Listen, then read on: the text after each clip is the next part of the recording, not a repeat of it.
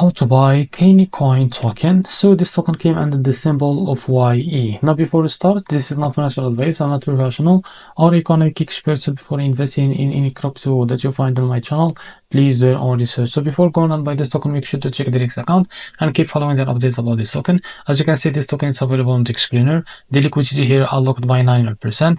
The token is increased by 5,000% in the last 24 hours. So this token is trending number 5 right now in the screener.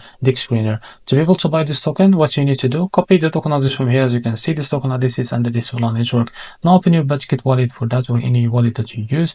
After that, select the Solana from here, click on this plus icon, paste the token address from here, click on this plus icon to add this token on your wallet. Now go back to your wallet and find the token that you just added called YE. So this is it, click on it. Now click on swap, switch from here. From the top, select the token that you want to buy with, for example, USDT, and make sure you have enough USDT on your wallet. Now after that, type how much you want to buy, and here we'll be able to see how much you receive. So this is it, and after that, click on swap now, and you will be able to buy this token in your wallet. So this is how to buy kanye token. If you found this very helpful, please like and subscribe. See you next video.